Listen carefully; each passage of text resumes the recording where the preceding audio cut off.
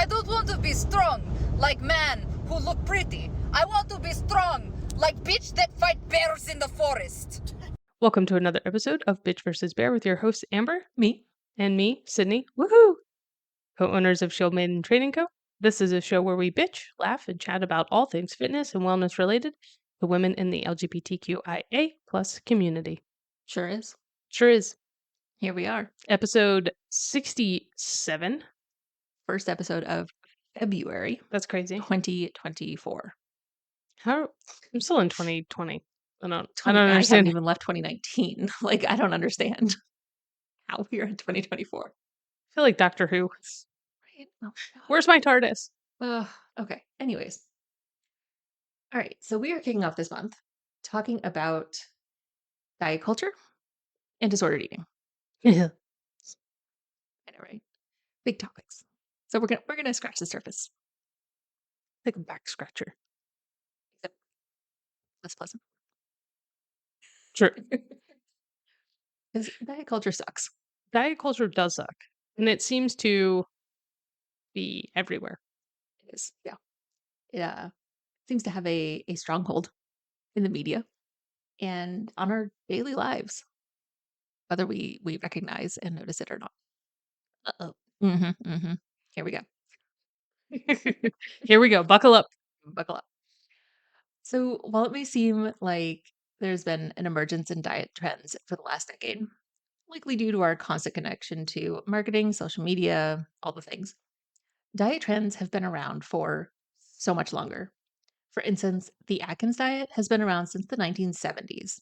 Additionally, societal focus on the bodies of women has influenced beauty and quote unquote health standards for longer than we can imagine. Like forever. I just saw a commercial for the Atkins diet. What? Yeah, with Wanda Sykes and Rob Lowe. Where were you seeing commercials? I think it was on like Hulu or something, like the live TV. One of those. Yeah, it was weird. It's weird. Okay, so what is diet culture? Diet culture refers to a set of beliefs, values, and practices that prioritize and glorify thinness, equating it with health, beauty, and moral virtue. God, I hate that term. This culture Is it because you are not morally virtuous? when it relates to how you look, yeah, I think it's real stupid. So this cultural phenomenon places a strong emphasis on controlling and manipulating one's body size and shape through dieting, often promoting restrictive eating habits and the pursuit of weight loss as a central and primary goal. I think it's important to note before we get too deep into the episode that when we're talking about diet and diet culture, we're not talking about a diet that you are on and prescribed by your doctor for a medical condition. Correct. We are talking about, the dieting with a specific purpose to lose weight. Yeah. So that is what we were referring to. Yes. Yeah. I think that is important to note because a diet, the term diet, I mean, really is, we now use it in various different ways. And what it should be used for is specific diet, such as like a gluten-free diet for someone with like celiac disease. Like Right. that is their Medical. diet. And a diet can be an appropriate way to manage a personal health need. Mhm. Dieting for the goal of intentional weight loss has been shown to, one, be ineffective and Right. harmful. So Yeah. like that as a primary and central focus, it doesn't work. No. In what? I don't know the percentage, but I would say most cases, Yeah. you're going to gain the weight back. Yeah. Exactly. Because it's unsustainable. Mhm. You didn't look at all of the lifestyle factors. Just picking up this like prescribed thing that works for some people. Usually most of these like specific diets were developed to combat or like help with a specific health need, Yeah. and then it was picked up by media and by professionals and for lack of a better word, mutilated into something with a primary goal of losing weight. Right. So Because like someone might have seen oh, my friend or coworker or somebody is on this diet because they have a specific need for it, but maybe a side effect of that was that they did lose some weight. Yeah.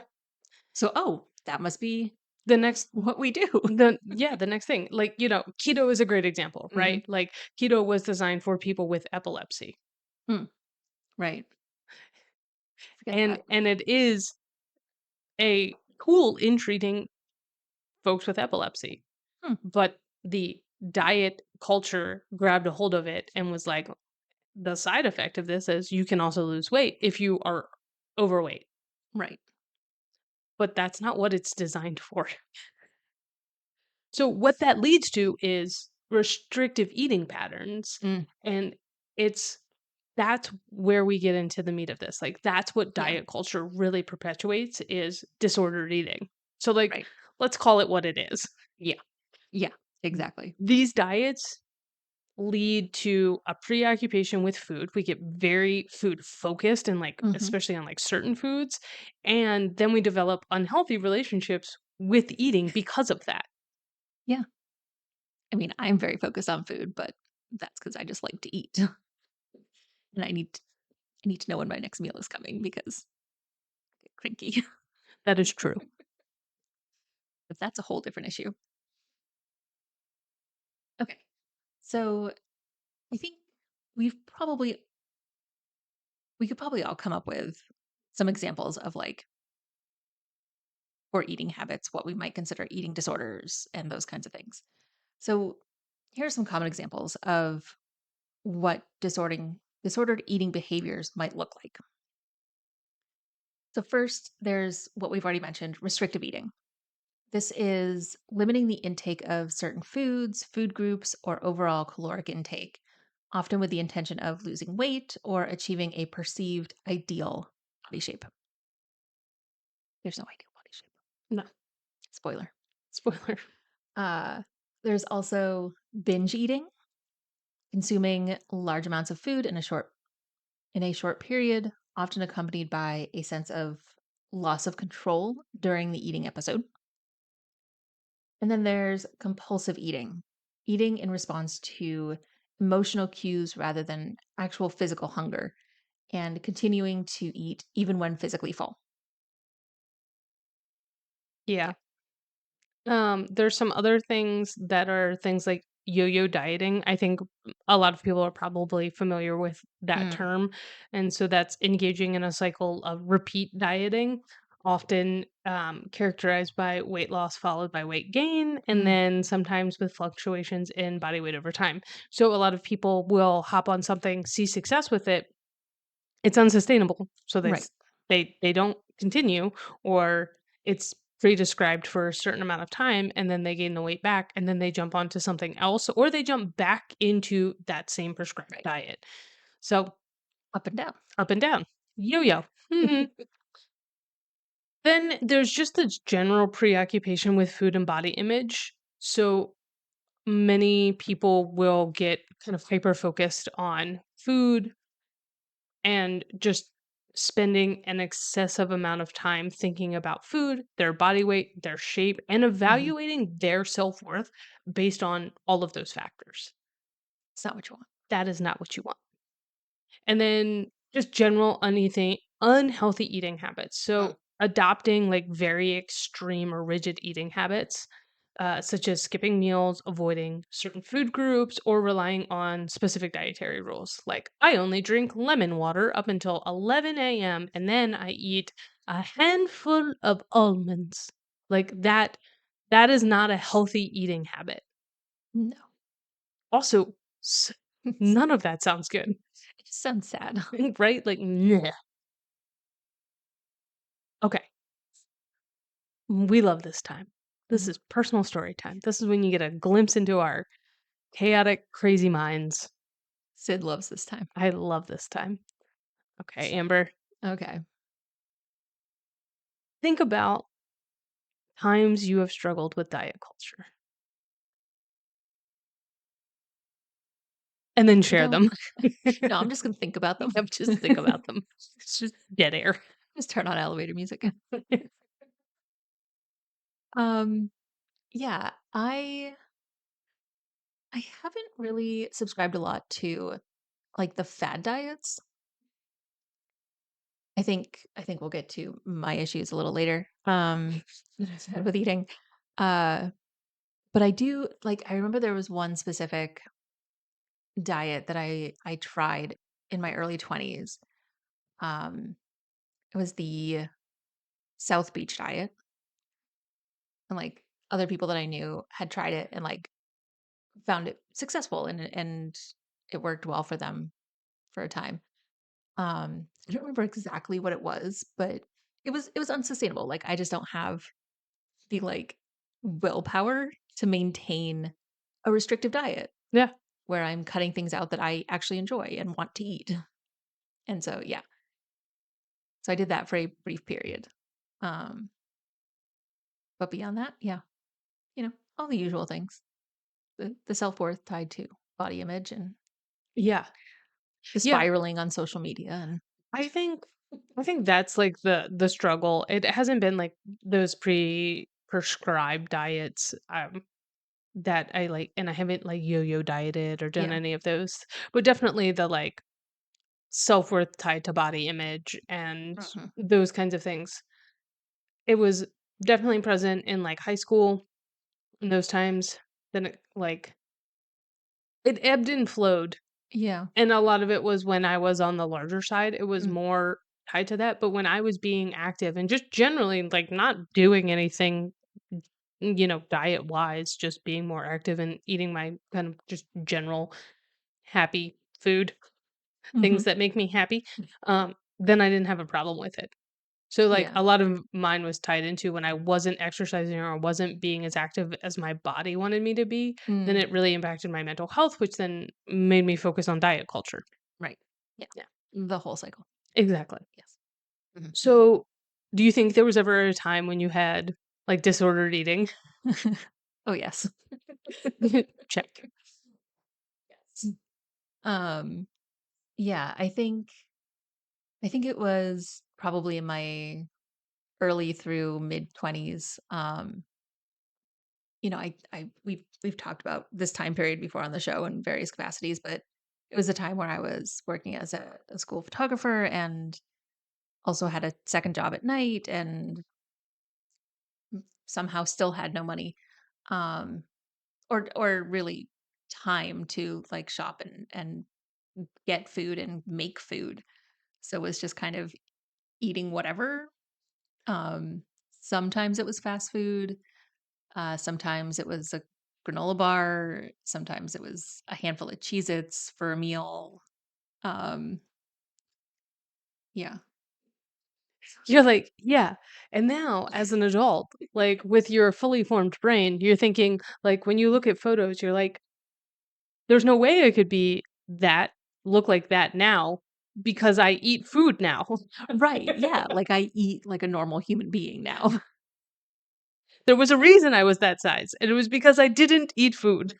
Yeah. Like it's true. Like I wasn't eating normal healthy meals. I wasn't eating regularly. Um, I was snacking sporadically throughout the day and counting them as meals. The box of Cheez-Its counts. Yeah. Really potentially showing my age here, but using, counting a carnation instant breakfast shake or whatever that crap was as a meal, a sustainable meal for All my day. 150 calories of it. It was awful. Eat a fucking apple. Like, Right? God. There was nary a fruit or vegetable in sight. It's a terrible time. I think a lot of, yeah, similarly, like that time when you are trying to feel like an adult and you have more responsibilities that are similar to like uh, adult things, having to pay for things, but your brain still isn't fully developed. Yes. That's a time with That's a time. that's a time where I think a lot of disordered eating comes into play because like Yeah. you're no longer relying on like your family to provide. You Right. have to do it for yourself. And even if you have the skills to do it, sometimes you don't have the time or the money and those Yeah. kinds of things. Or you have had not a great relationship with food from the Mhm. beginning, and now you're trying to like go against generational issues with food. Yeah.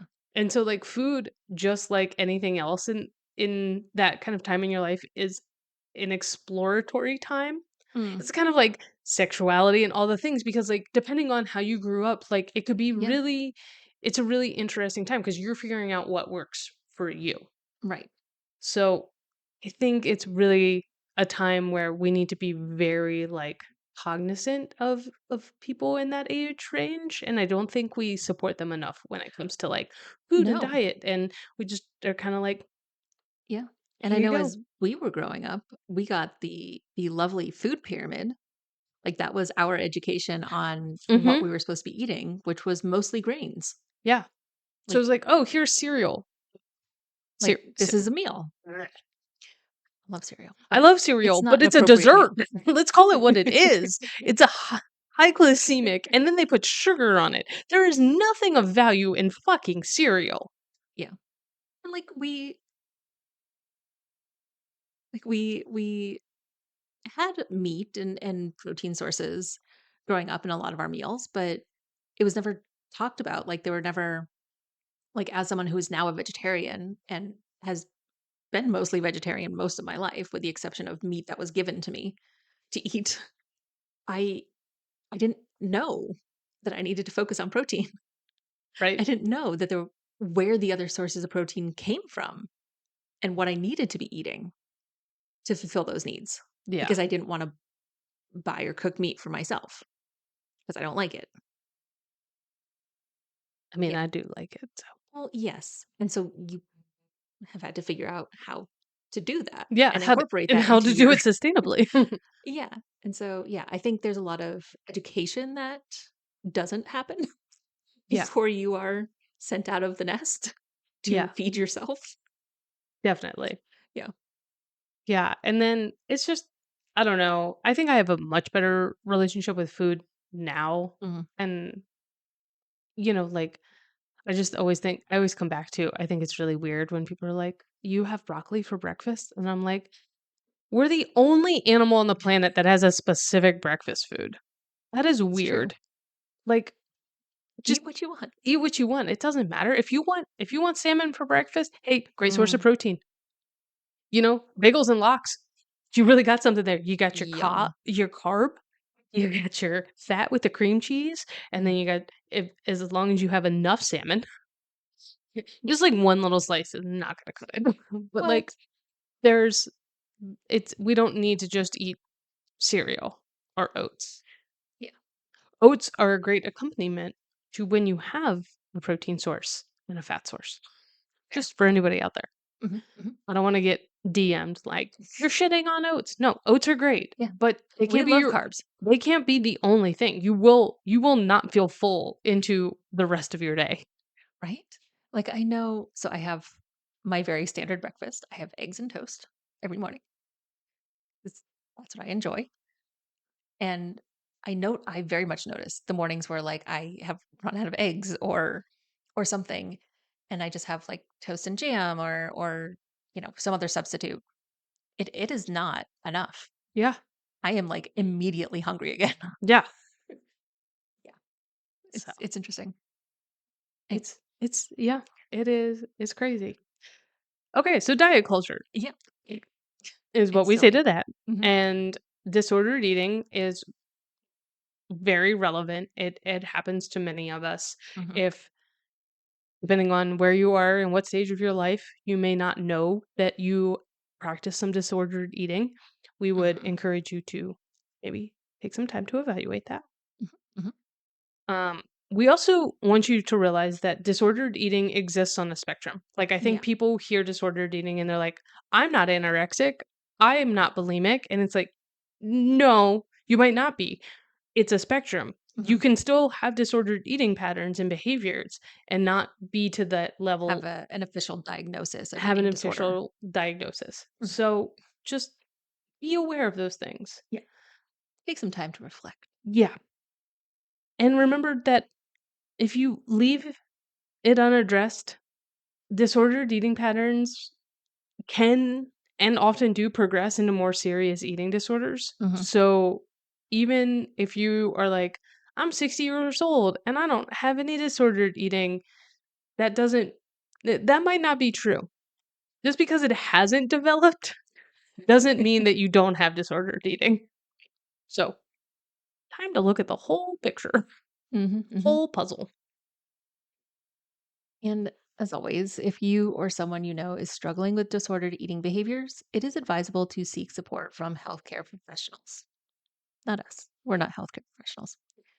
Go see a registered dietitian, a therapist, a counselor, someone who specializes in eating disorders and nutrition, because early intervention and appropriate treatment can help prevent the development of more severe eating disorders and just promote overall well being, which is what we want for you That is what we want and for your you. loved ones.